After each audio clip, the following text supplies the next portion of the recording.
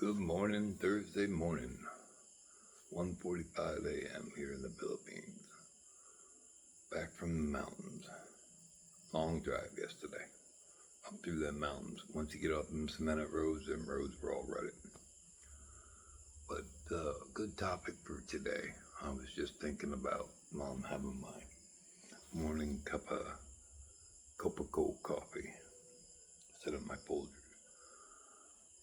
Workforce in the Philippines. Women versus men.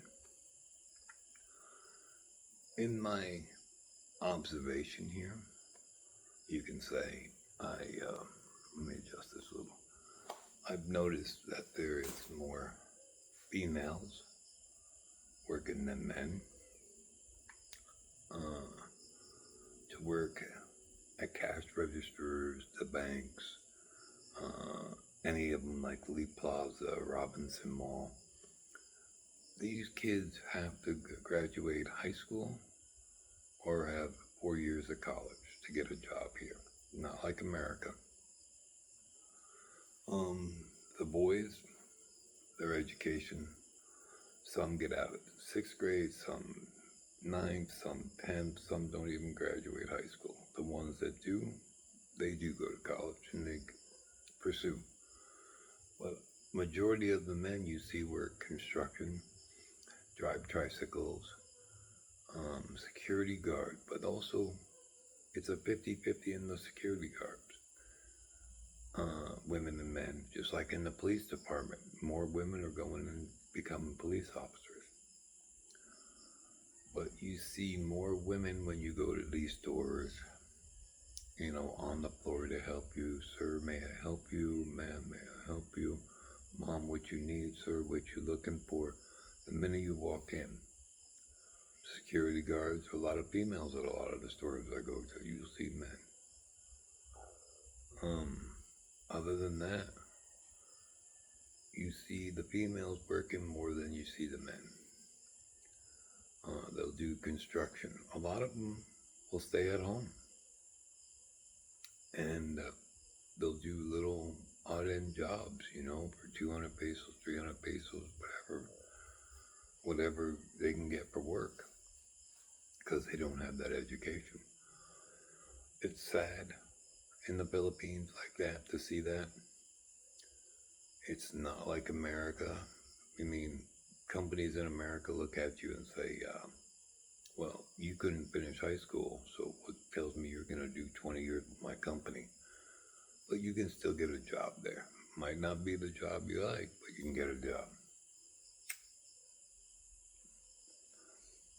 But anyway, yeah, I was thinking about that, and you see a lot of this stuff. You see a lot of it between America and here. And you'll see men raise kids. You'll see a lot of females that also drop out of school. 6th grade, 7th grade, 8th grade. So their other younger sisters can go and become something.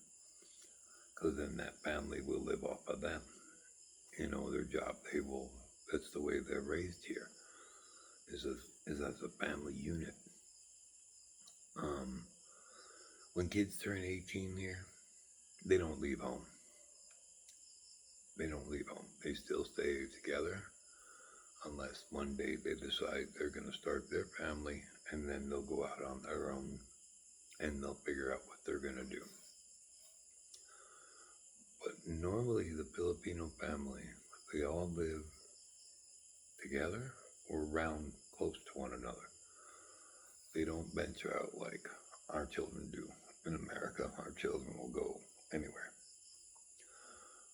The 3 things I told my children were, once you graduate high school, you will either go get a job, you will go to college, or you join the military. Now, funny thing is, when I joined the Army back in 1980, I still remember to this day what the recruiter told me. For the first 4 years of your life after you graduate, you live off mom and dad. You can't hold down a job. you go around, you play games and want to run with your buddies and all of this kind of stuff. First 4 years is guaranteed. Children will do that. And now I believe with the millennials, they don't even want to go to work. And you can't get them into the military. I'm not going. Well, they're going to be the first to cry. But anyway, still remember that. First 4 years of your life, once you graduate, 18 years old. You can't hold a job. You're never going to be on time because you got your own way of doing things until you learn. You're going to live with mommy and daddy, or your mother, or your father. And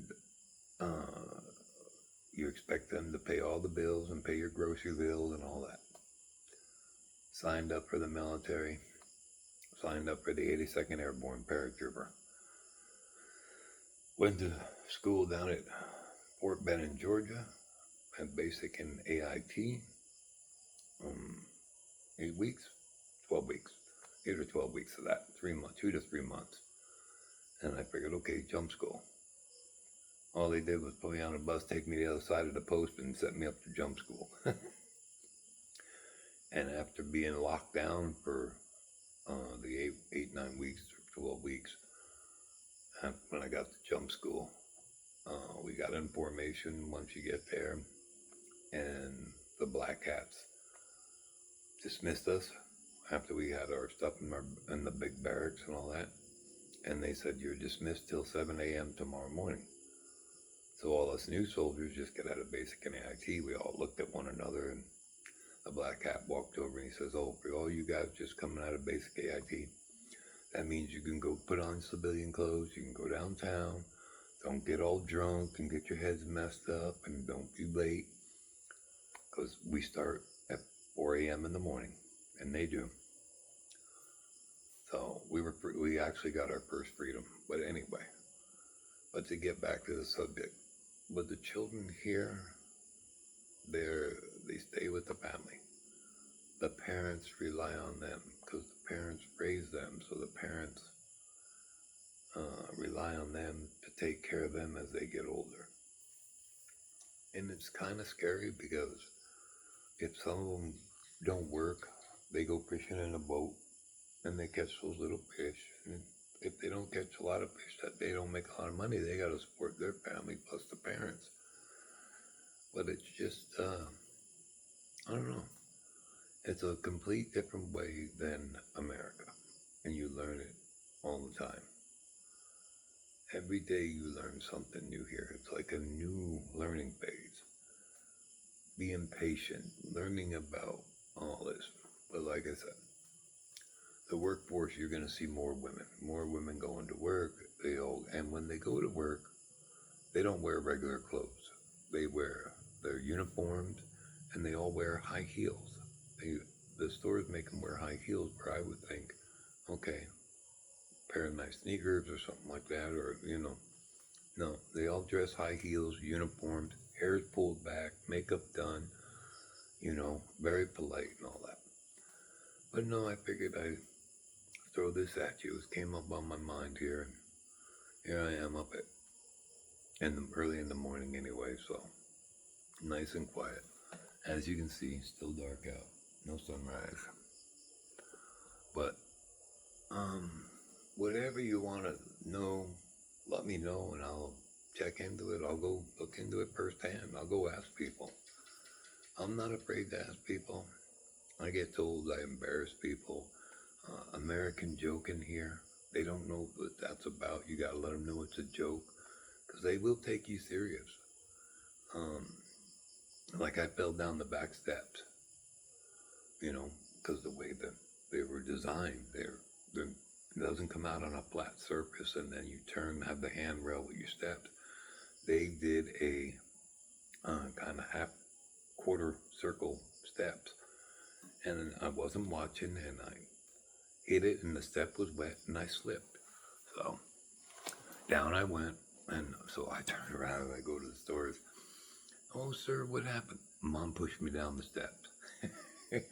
She said, you can't say that. People take us serious. I said, oh my God, it's a joke. And I have to let them know it's a joke. But yes, the Philippine If you joke with a Filipino, you gotta let them know it's a joke, because they do take it seriously. Okay. Well, I'm at my 10-minute mark, 10:07, 10:08. Let me kill this, and then I'll probably start another one here when I think of something else. Good morning, or good evening to America.